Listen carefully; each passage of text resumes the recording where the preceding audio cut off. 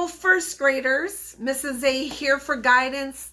I've missed all of you so much. I'm looking forward to kind of doing a lesson with you today. A little bit kind of a different lesson than we've been doing, but a lesson nonetheless.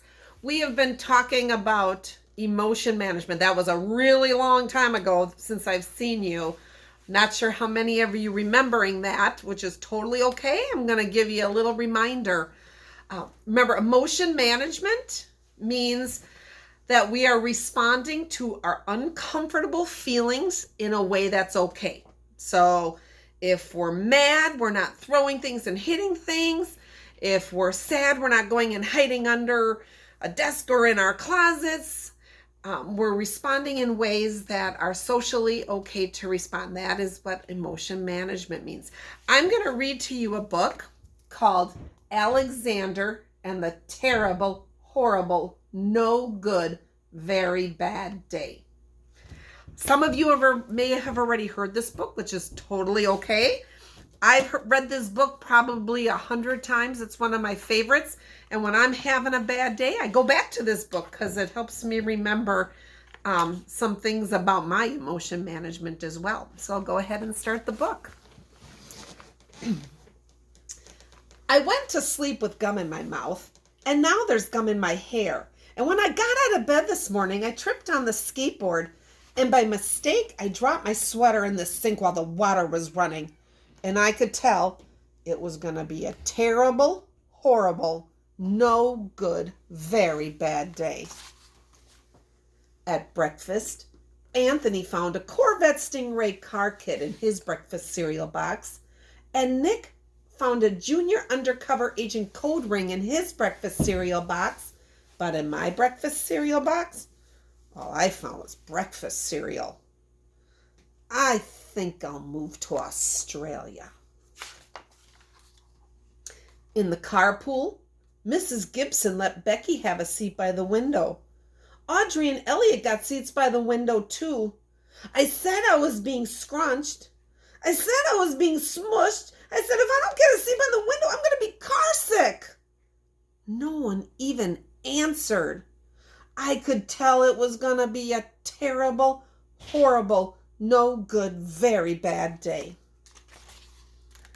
At school, Mrs. Dickens liked Paul's picture of the sailboat better than my picture of an invisible castle. At singing time, she said I sang too loud. At counting time, she said I left out 16. Who needs 16? I could tell it was going to be a terrible, horrible, no good, very bad day. I could tell because Paul said I wasn't his best friend anymore. He said that Philip Parker was his best friend and that Albert Moya was his next best friend and that I was only his third best friend. I hope you sit on a tack, I said to Paul. I hope the next time you get a double-decker strawberry ice cream cone, the ice cream part falls off the cone part and lands in Australia.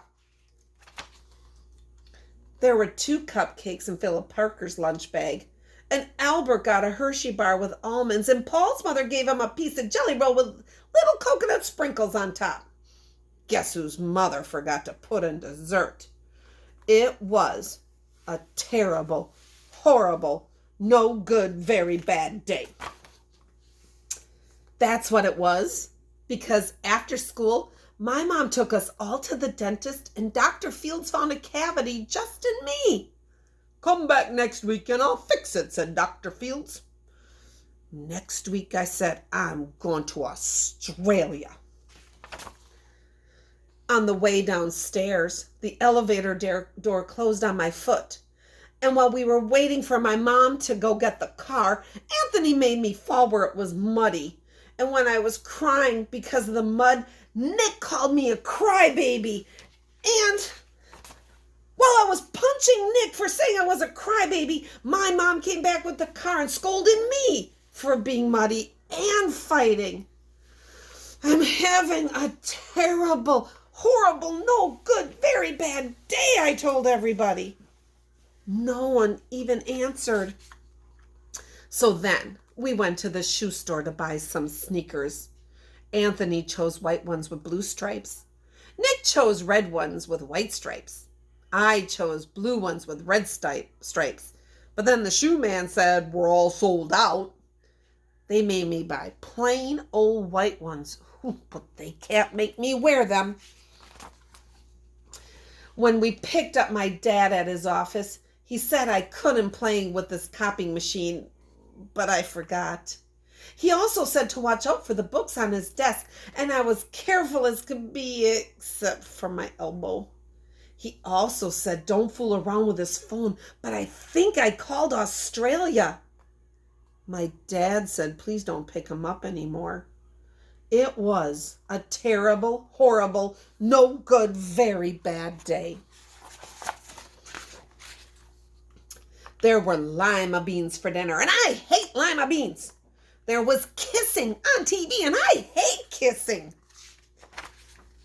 My bath was too hot. I got soap in my eyes. My marble went down the drain, and I had to wear my railroad train pajamas. I hate my railroad train pajamas. When I went to bed, Nick took back the pillow he said I could keep, and the Mickey Mouse nightlight burned down, and I bit my tongue. The cat wants to sleep with Anthony, not me. It has been a terrible, horrible, no good, very bad day. My mom says some days are like that.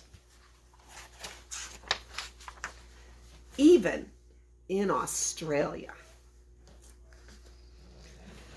Boys and girls, I hope you enjoyed the book. So some of the things Anthony thought might help. Let's see. When his brother called him a crybaby, he tried fighting. Did that help? Nope.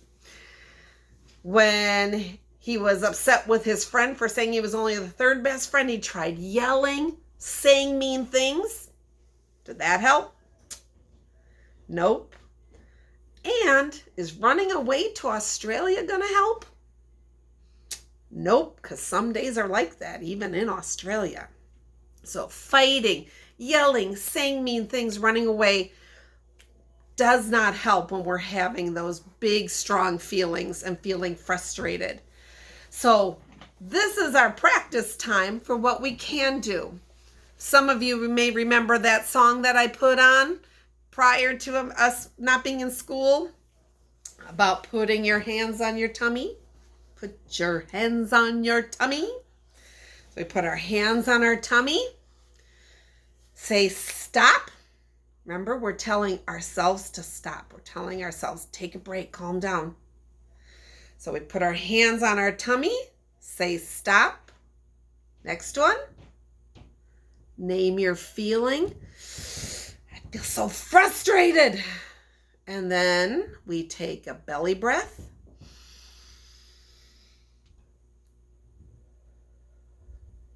And calm right down.